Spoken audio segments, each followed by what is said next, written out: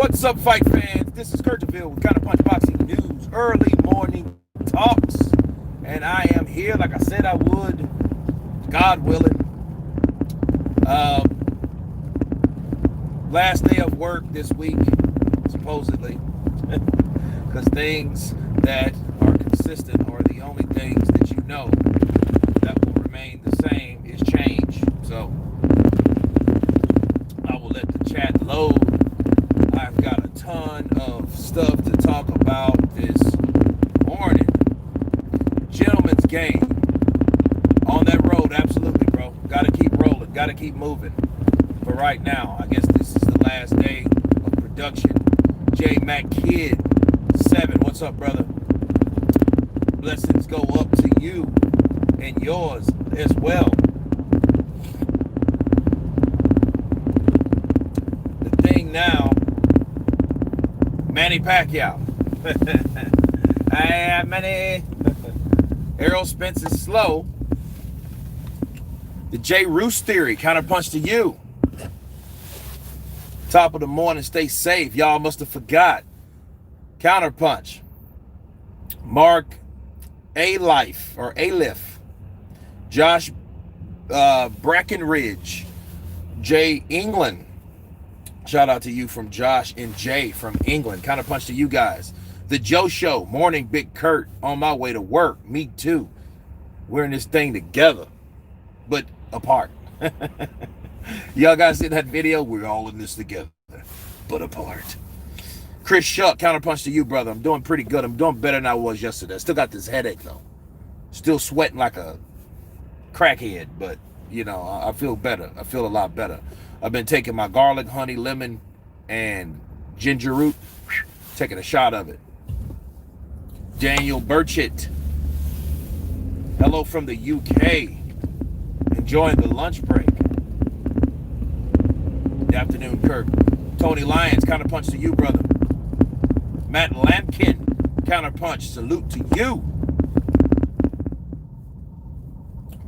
Do you take zinc and vitamin D and B? I take a multivitamin. I'm on that that moss though, that advanced moss. So I take it in a capsule form. Yes, bro. UK in the house. How you doing? Islac 97. I'm doing better. You know, appreciate the love and concern. You know, gloves are off. Damn, you the man. CPN rules. Thank you, brother. Counterpunch to you. Mr. Blade Films. What's moss? Sea moss. It's like it gives you energy. You know what I mean? It has a lot of vitamin B, vitamin C, B12, B6. You know what I mean? All those nutrients in there, all that stuff that you need. Skrilla 50. What's up, brother? Counterpunch to you in the building. Skrilla 50 in the building, peoples. For this new year that we're trying to make better than the last at any means necessary. Man, dump truck. Almost got crushed by a dump truck.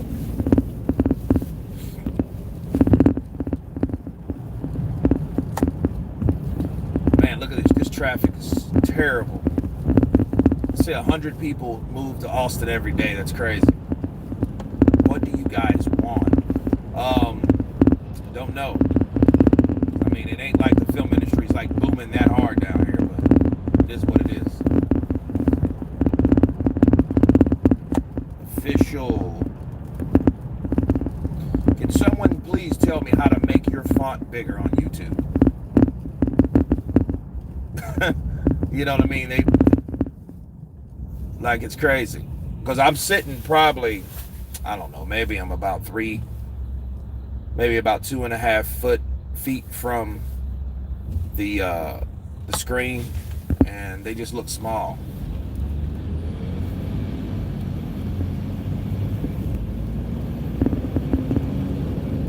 Some LASIK surgery. I don't think it's that bad now. You know what? I think I could see a lot better about 5 years ago. So it might be messing with me now, but I don't really have problems with seeing. You know, maybe light sensitivity. Bobby Collins, what's up, brother? Counterpunch to you. Bobby Collins in the building. Yeah, it's cool. Austin is cool.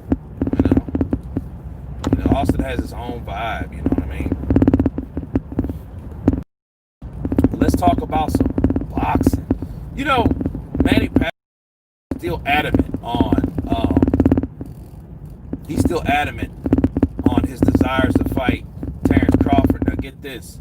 Manny Pacquiao has told Bob, like, look, I can hear Manny. Boxing Logics United. Good morning, bro. Peace and pugilism. Counterpunch to you, sir. Peach and peace and pugilism to you too, as long as peaches.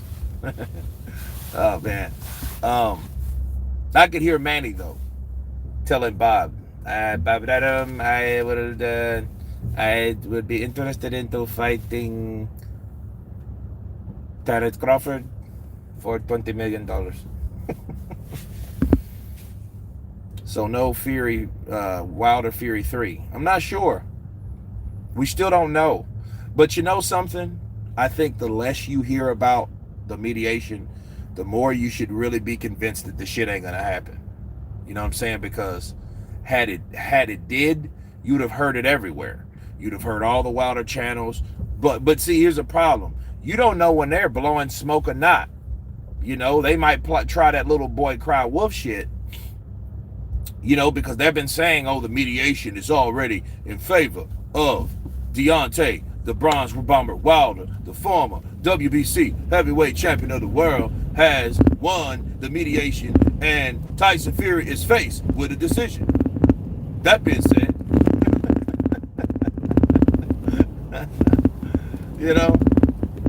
so yeah, so you don't know. But the less you hear from that, you would hear that on Yahoo, Fox, BoxingScene.com, WBN News. You would hear that everywhere. That, hey, the mediation has stopped. Tyson Fury has to do this or whatever. Not some, hey, this is what I heard the little birdie told me. No, that doesn't work that way. It doesn't work that way at all.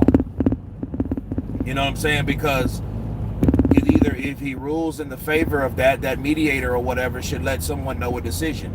If you don't hear really from that decision, this is what's going to happen. You're not going to hear anything. As far as the people want, if someone lost a mediation, they'll still want you to think that it's still ongoing. Therefore, they don't have to worry about losing face. Lady Sean done dim season. Counterpunch to you, baby. Counterpunch. Great. Blue Blood only talks crap on his channel. I think Fury Wilder 3 is going to happen. Frank was about to say who Fury was fighting until Finkel said that ain't fighting, that he ain't fighting no one. Then the December fight for Fury, and now it's gone. Hush, hush. Hey. That's why I'm like, look, I'm just observing and reporting. But see, what I observe is, I don't want to observe a bunch of bullshit, because that's all I'm observing. I want to see what really happens. Not what people want you to think happened. I want to see what happened. And how do you see exactly what happened? The facts. So the facts of the matter is, are they going to fight or they're not going to fight? Tyson Fury should have fought by now. If he would have been honest about his guns and did his duty, he should have fought Caballero. I don't give a shit if he fought him for 2 fucking pennies. He should have fought him. Because that was the whole point of not fighting Wilder before Wilder drew the bag. So you can't say, oh, Wilder talked shit and then therefore Tyson Fury didn't want to fight him. Didn't work that way. Tyson Fury said, I want to fight in December. Fuck waiting until January or February. I want to fight now. They should have gave him a fight now. When I mean now, I mean then, back in December. So they should have at least let that happen. And it didn't. They did not. They started talking about some other shit. They don't have enough money for a lot. We can't pay the man. Fucking Bob don't ever have fucking money. He probably got $1 billion somewhere in trust funds and shit. But he ain't never got no money to pay nobody. That lets you know an old bastard like that, how he feels about boxers. He doesn't give a shit about what they do in the ring, how they sacrifice, the deaths, the injuries, the long-term injuries. He don't give a fuck about that. Think about it. Bob Arum is 90 fucking years old. You would think a guy like that would want to put charity together and put fight purses together to see the best fights for the fighters. He don't give a shit about that. And he don't give a shit about the people that he used to promote, as he showed you. You think if Terrence Crawford left him, you think he'd have anything good to say about Terrence Crawford? Crawford really robbed me. I gave this black bastard everything. I overpaid him for fight after fights after fights. I could have bought another house in Switzerland somewhere. I don't fucking know. Those socialist bastards. You know what I mean? Like, dude, like, so, you know, but for Fury should have put his foot down. Fury should have said, hey, I want to take that fight. That's my only hang up with that. So you can't say and call the mediation bullshit or no, they don't hold no weight. You can't do that. You know what I'm saying? You can't do that. That shit's not right. This shit's not cool at all. At all. Philip Holleran, counterpunch to you, brother. Troy Graham back in this place. Counterpunch to you, Troy. But no, man, that's the only hang up with that. But back to Manny and Bob. Manny wants $20 million. He still wants $20 million. Because remember, Manny wanted $20 million to fight Terrence Crawford like back in like 16, 17. You know, it was one of those. Albuga. Good morning, brother. Counterpunch to you.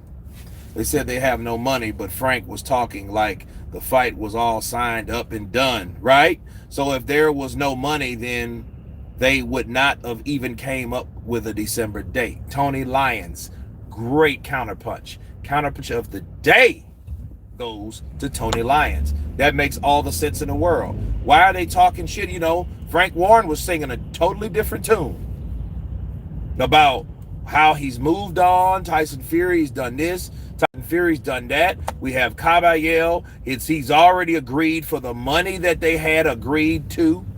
Then all of a sudden, we don't have the money. Whose money you don't got? You don't got Tyson Fury's money, or you don't got Caballero's money that he agreed to fight Tyson Fury for? Which one is it? You tell me. We don't have money for anybody. You old cheap bastard. You know, it's hilarious though, man. That shit's hilarious on so many levels. So many levels, because you can't help but to realize chronologically what happened. Okay, so you can't say, oh well, the fight signed, sealed, the contract's voided with him and Wilder. We moved on. We got a new fighter. We got the date. The guy has agreed to the money for the date for the fighters, right? Then all of a sudden the mediation shit popped up. Then we can't have the fight. We have no money. Like, what the fuck are you talking about? You know, it makes no sense. So we don't know. We don't really know what the deal is. I can tell you this: actions speak louder than words with that. So for all the, to set all this to rest, once you find these fighters fighting again and they're not fighting each other, you know the shit went either one or two ways. It didn't hold weight. It didn't matter who won or lost. They're not going to fight each other. So advantage Fury. Then he can go fight Caballero for a tune-up. Since, oh yeah, he's been out of the ring for over a year. So, his objective of fighting last year wasn't even made anyhow. So you have to really look at how much of the other stuff is bullshit. See, here's the problem. You have somebody like Wilder that's scorned and hurt to death because he was beaten. He's always been delusional ever since he started fighting. Probably he thought he was just the shit because he had too many yes men around him telling him he was the shit. Then you have Tyson Fury, Mr. fucking Gypsy King, that he does miraculous things in the sport, then he all of a sudden fucking falls off. He falls out of the pocket. He drops off the face of the world, right? And then you come to find out some other little bullshit that goes on with Fury, you know, and then you kind of scratching your head at Fury like, well, what happened with this? And what happened with that? And then you bring both of these guys together, this is what you produce. Deontay Wilder and Tyson Fury, that shit's like Cheech and Chong. These motherfuckers are like, these guys are like Tango and Cash and shit. They all got some type of fucked up thing that happened to them and they bring them together. They should have never fought each other. Because they're going to always have a reason to fall back into cahoots with each other. That's the problem. You know, you got these two different personalities and an outspoken white guy versus a fucking mad black man. Great. This should be fun. That's what you have with Wilder coming from the USA and Fury coming from the UK. That's what you got.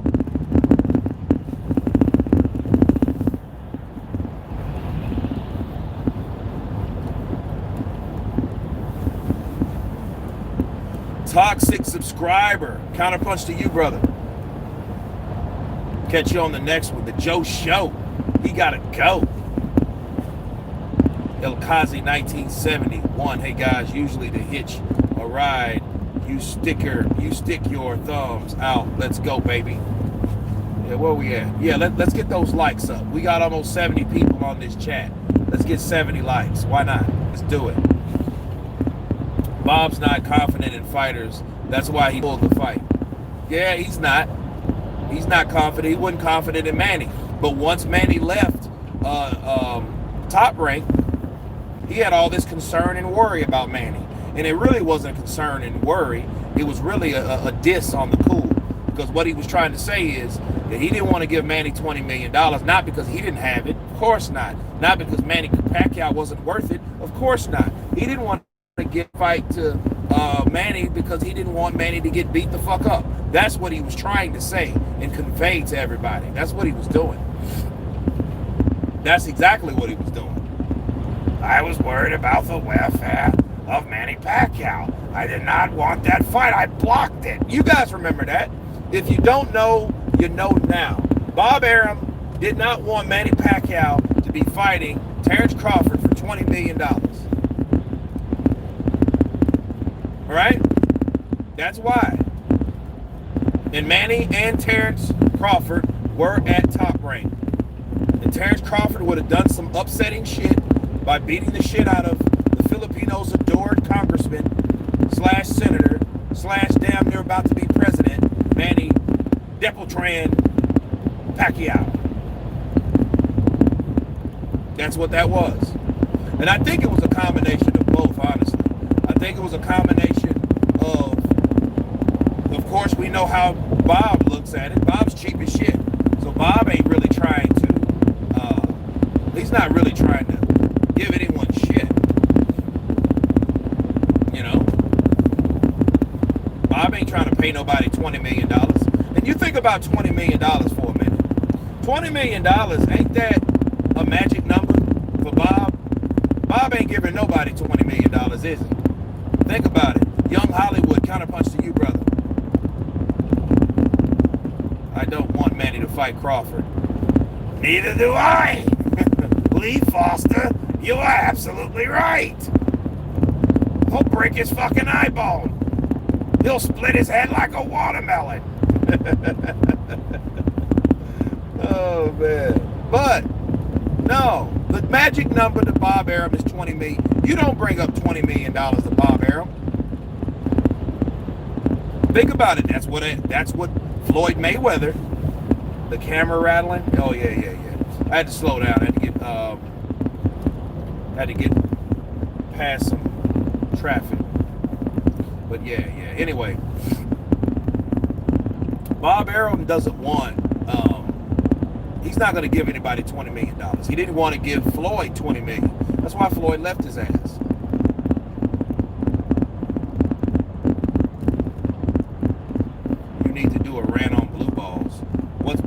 done now?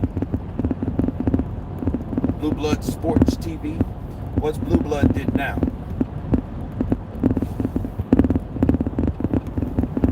Did you see Bob Arum say that the AJ versus Fury fight can't happen in the U.S. because no one knows AJ in the U.S.? Man, Bob Arum is smoking some crack. I'm going to tell you why. If you don't know who AJ is in the U.S., that means you didn't see one of the biggest upsets of this last fucking decade. Or the last decade. Okay, because we just started another one last year.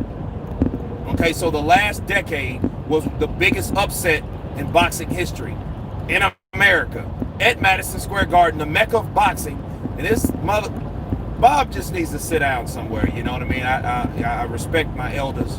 I don't want to say nothing. I don't want to go just hard on Bob like that because Bob, I'm going to tell you, let me explain to you about Bob. Bob is talking that mess because Bob used to have Andy Ruiz. Andy Ruiz was the reason for the upset, okay? Upset that caused Anthony Joshua to lose all of his belts. Ruiz was once with Bob Arum.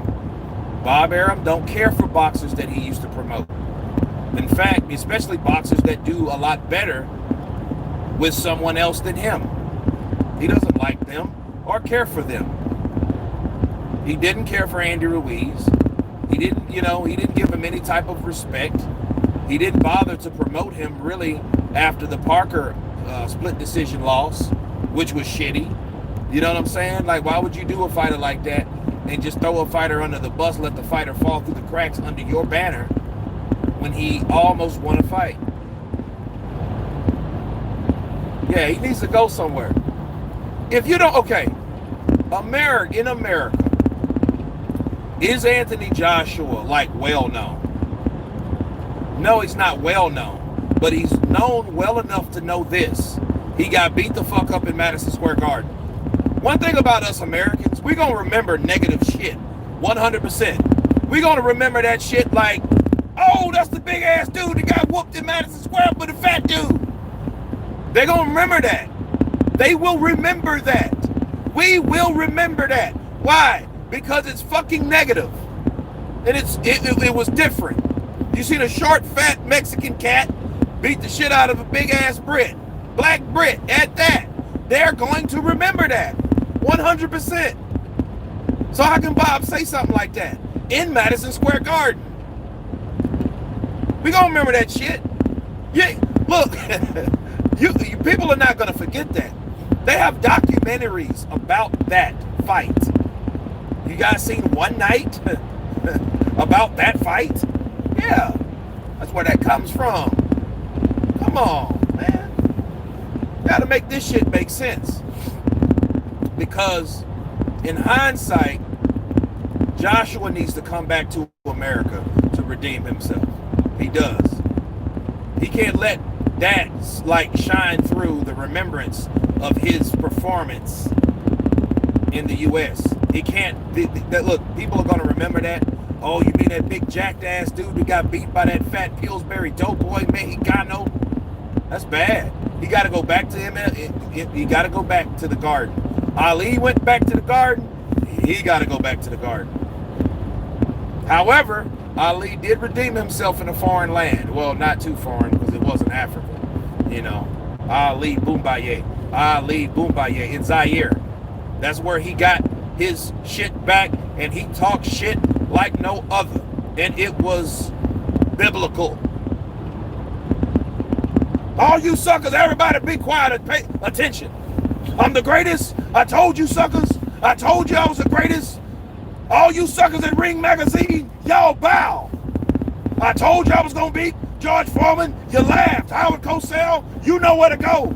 I'm the greatest. I'm pretty. He did that in Zaire. He preached for like 20 minutes. I told you I was the greatest. I told you. Yeah. I'm like, dude, you should be tired. But no, he's not ever tired enough to talk. He's not ever tired enough to talk. Absolutely. Rest in power, baby. What's my name? Say my name. What's my name? Say my name.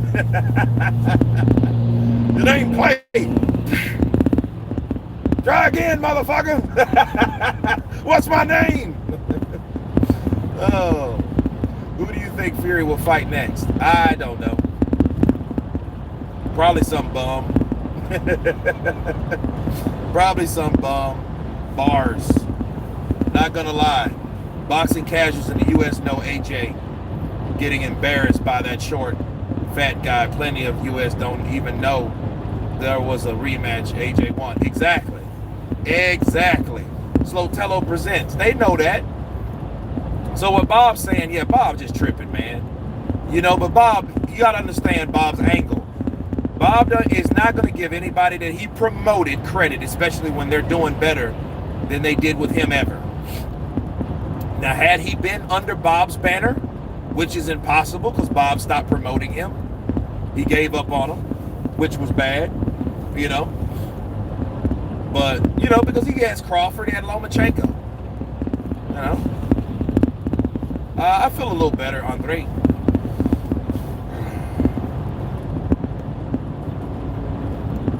Oh yeah, I didn't see the video of Blue Blood. I didn't see his video, but I already knew what he was trying to say.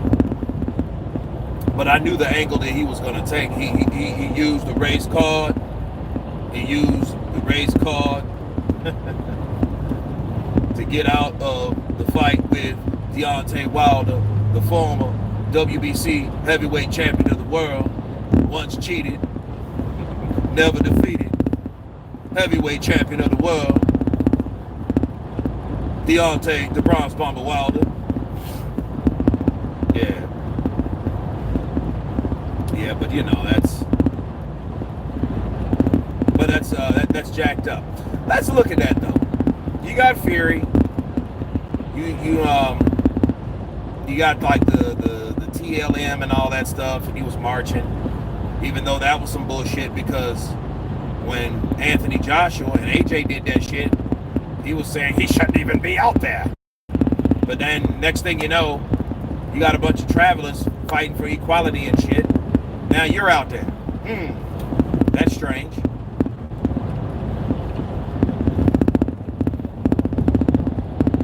Who do you think will take over from Bob Arum when he leaves Top Rank? I have no idea. I have not the slightest from Top Rank. Top Rank might die with HBO, just like HBO did. So a lot of those Top Rank guys may indeed go to Golden Boy. You know what I'm saying? You know, half of them will probably go to Golden Boy. The other half will go to PBC. And those guys will never fight each other.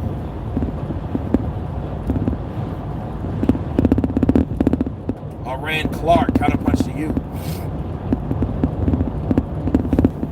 AJ must be on your redemption list for needing to redeem himself in the U.S. Slotello presents. I'm glad you said that. I addressed this before. The only reason Anthony Joshua was not on the redemption list is, for one, he wanted to come back to the U.S. to fight Andy Ruiz there, which he should have done. He should have done that. However, he did fight him and defeat him. So, I mean, he redeemed himself, but he needs to redeem himself in the U.S. However, if this saga comes to a part where, yeah, it's going to be in Saudi Arabia for $400 million, $200 million, whatever, a piece. Okay, if he never comes back to the U.S., he's not free from any shit.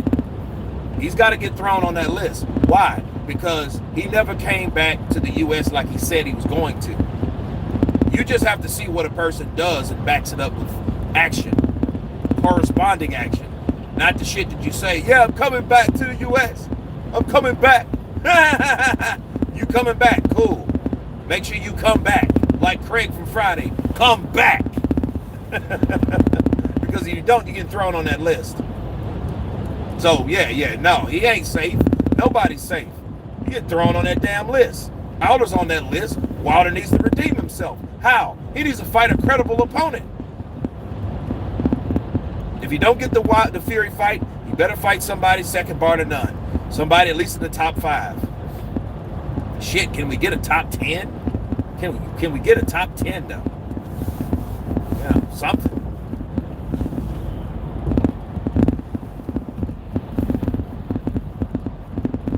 You know, it just, I mean, how are you going to turn down $100 million to fight in Saudi Arabia when they're building a stadium for you?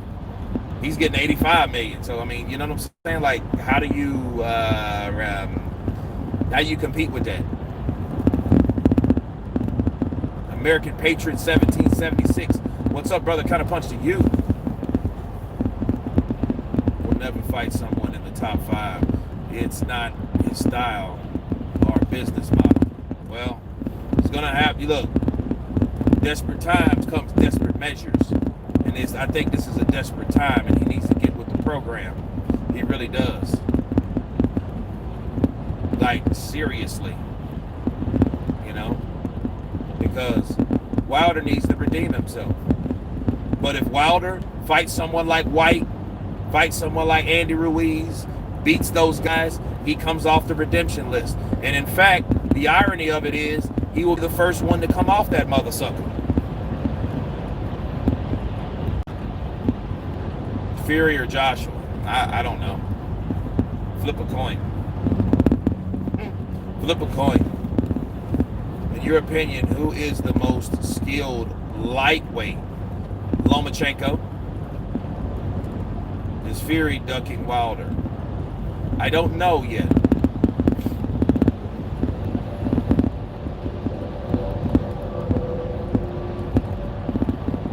Wilder next opponent has to be Trump. Only way to win back the fans. Only way to Trump. Well, he has to fight somebody. And no, don't fight Ortiz again. Damn you. I'm gonna fight Ortiz. Ortiz, and nobody want to fight him.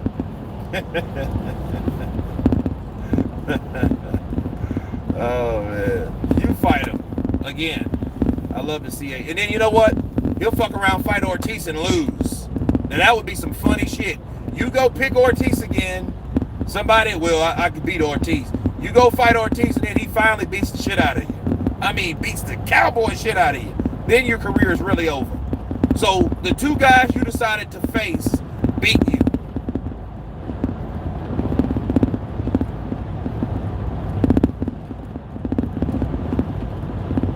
Yeah, everybody forgets about Lomachenko. Because everybody's looking at the young guns. You know, Stevenson, Garcia, Haney, Lopez, and the other guy. Garcia, Lopez, Haney, Davis, and Stevenson. Even though Stevenson's at 130, it don't matter. They're all there. They're all there. But hey, like I say, you know, it's out with the old and in with the new.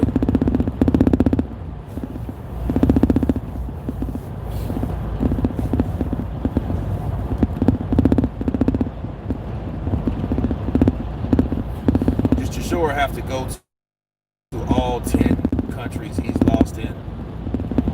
No, but he's lost 10 times. You know what I'm saying? So, you know, you gotta be, dude, if he had to do that, he'd retire before he makes it to the second or third country.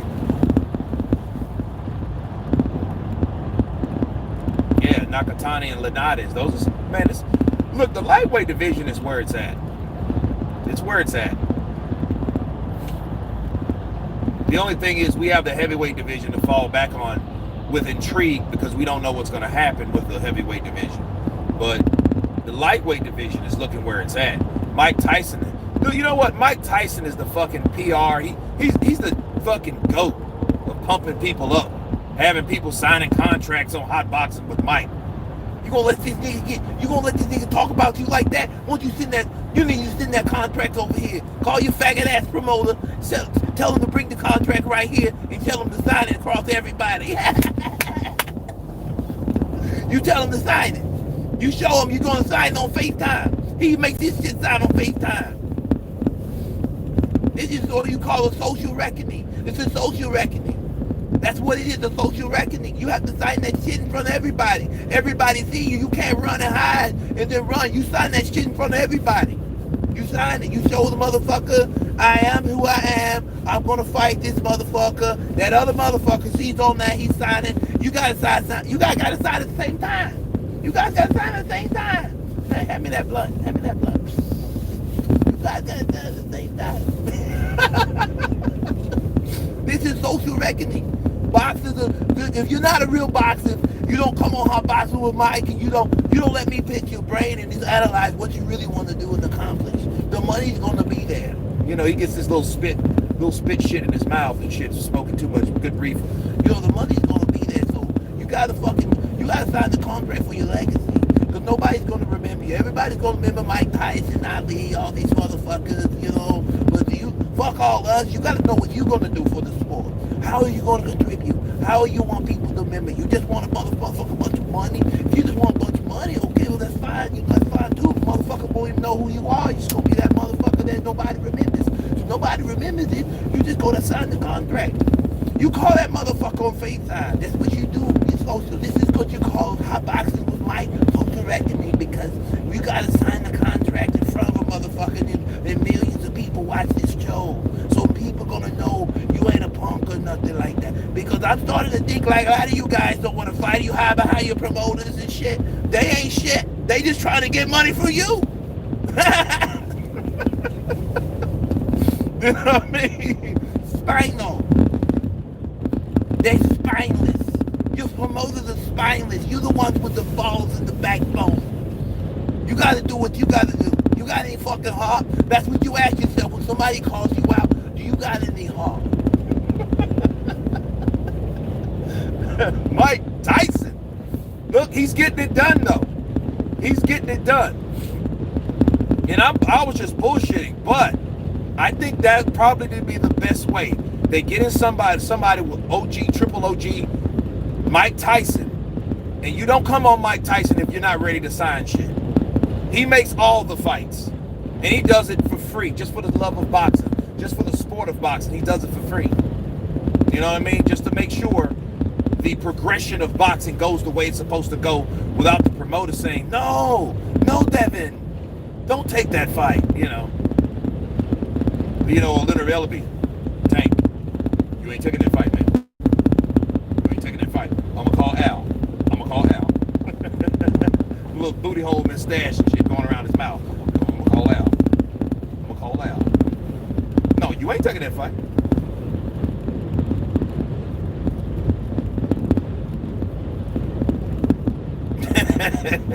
Cause your lips turning black.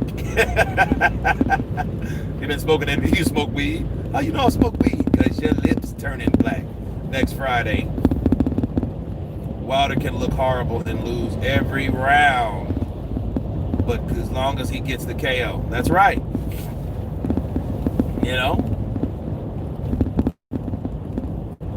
every round he still gets KO. He gets hate for somebody. Gets hate for supposedly taking too long to get the KO. As long as he gets it, that's fine.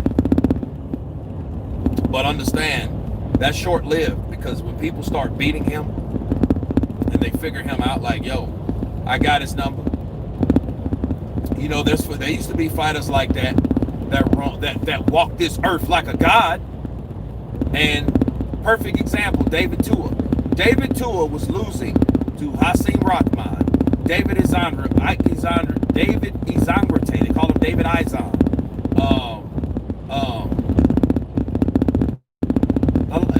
Wait, who else was he getting beat by?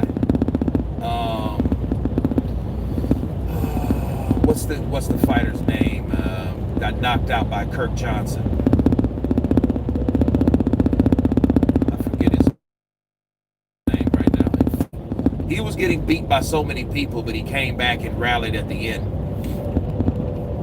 See, David Tua catches you late, or he catches you early, or he doesn't catch you at all. See, that's the problem with Wilder.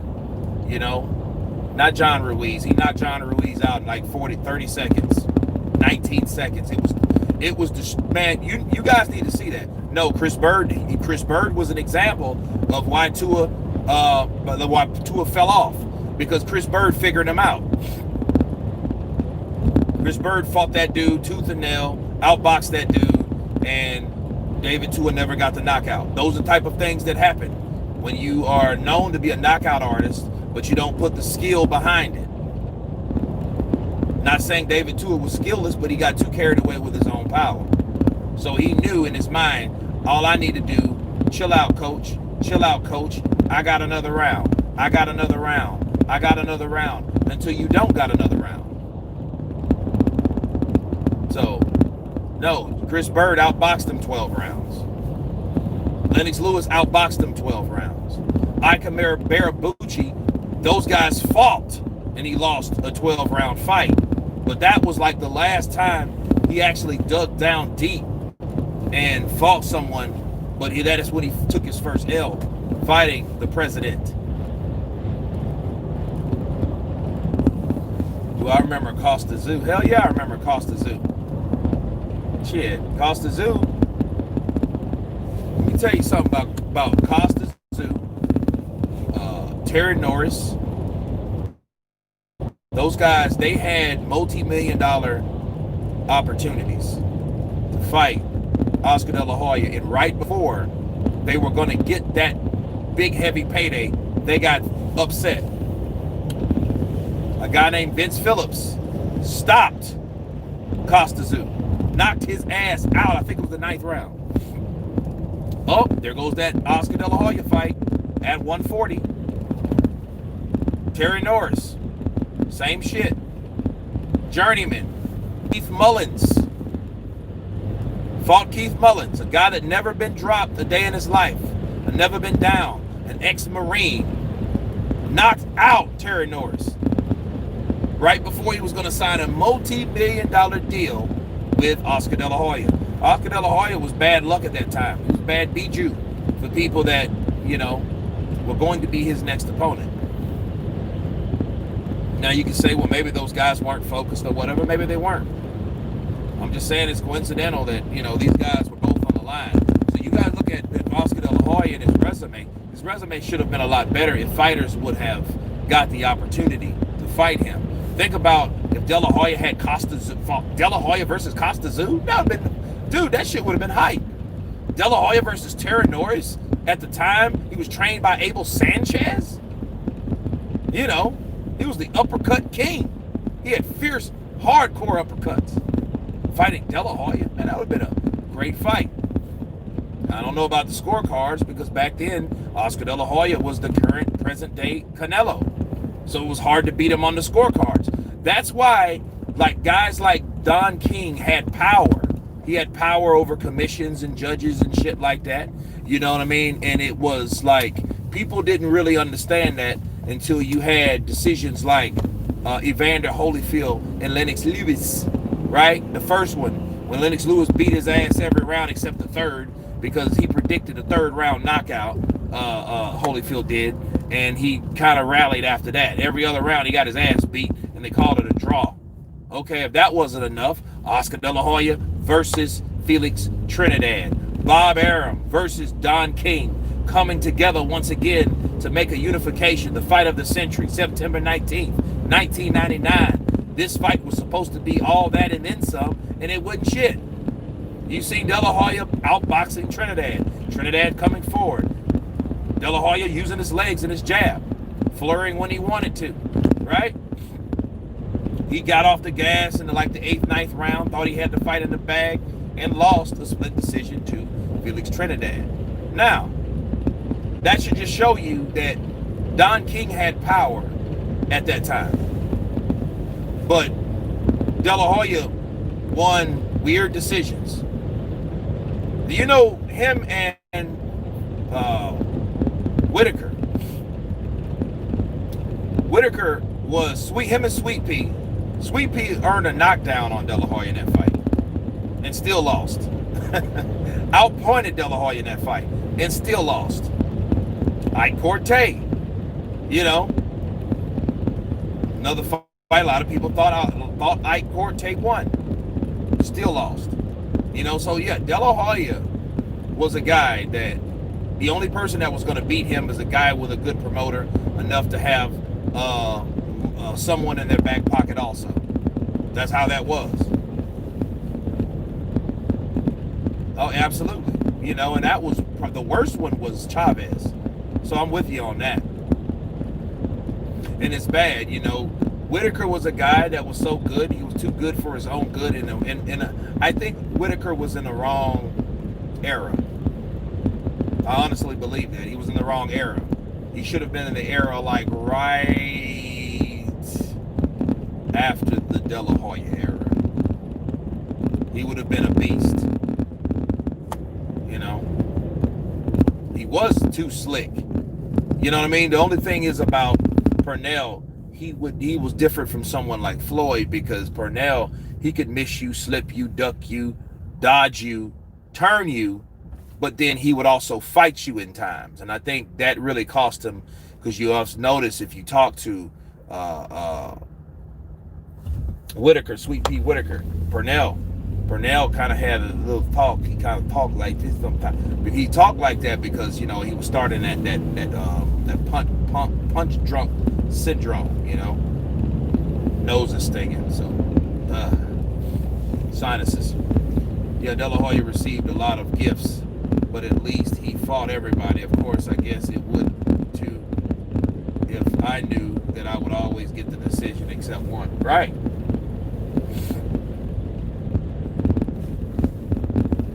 Castillo is a fake robbery because Floyd earned that win. You know, look, that fight, you know, I think Floyd, you know, I mean, a lot of those shots, Floyd landed the cleaner shots. Floyd was more accurate in both fights. Was the fight, did Castillo land more? Yeah, he landed more. You know, that's how you fight Floyd. Floyd's going to always be technical, more technical, gifted, and better than anybody. Let's just face it. So you can't beat him in that category. You have to go to another category. Grit, out hustling him, outworking him, and out fighting him. That's how you beat Floyd. Guys like Maidana had the ability. Castillo had the ability. Those type of dudes. You know, not someone that, you know, just a really good boxer. Look at Zab Judah. Zab Judah could do it, but he couldn't do it all night long. He did it. He could do it for 6 rounds. He just couldn't do it for the other 6. He started to gas out. Floyd started to come on after knocking Floyd down for the first time in his career. Good old Richard Steele ruled it a slip. See, some of these referees were in place to make sure certain things didn't go down the way they were supposed to go down. You know what I mean? Yeah, they couldn't do it for 12 rounds. You guys ever heard of a fighter by the name of Jesus Chavez? Jesus Chavez, very good fighter. Fought Floyd to a very good fight. Worked the body, cut the ring off. Fought this guy, hit him on the shoulders, the head, the top of the head, the chest, the body. He did that for about 10 rounds. He started to fucking gas out. And then when he gassed out, Floyd turned on and took him out like 11th round. Very good fight. If you guys haven't seen Chavez, Mayweather Chavez, very good fight. But that's how you beat Floyd. You got to come in shape. You got to be conditioned. If you start losing wind, you've lost. Because Floyd ain't going to get tired. He is not going to get tired. He doesn't have that weakness in him. People talk what they want to about Floyd. He's going to never come to that ring half-cocked. Never. And he'll fight you all day. And understand, what people don't understand about Floyd, Floyd stopped punching as much because his hands were hurt. It ain't like he was tired. He just punched because he was trying to save the longevity of his fucking knuckles. So he hit you in spots. So he had reserved punches because he normally is accustomed to fighting and throwing more punches. Counterpunch. So that's what it is. Floyd ain't gonna get tired. Pretty boy Floyd threw twice as many punches as Money Mayweather threw. Money just knew he was wise. It was almost like the dragon and the tiger. The dragon is Money Mayweather. The tiger is Floyd. The tiger knows how to attack. The dragon knows when to attack. That's the difference. I'm getting deep on y'all now. I'm getting deep now with martial arts philosophy. You know what I'm saying? But that's the difference. That's the difference between Money Made and Pretty Boy. Okay? So that's that. You can't come in there half-cocked against Floyd Mayweather. If you do, you're through. Bars. You know what I mean? Official, appreciate you, brother. You know, so that's that with Floyd. So people say what they want to with Floyd. You know? Funny thing is, Whitaker was the fighter that had zero but buzz with the fans during the era, despite his greatness, because of his lack of knockouts. I guess something never changed. I guess. You know, but understand, guys like Randall Bailey, guys like Perdell Whitaker, those guys help shape, shift, and mold Floyd Mayweather. Floyd Mayweather is so great because of those particular guys.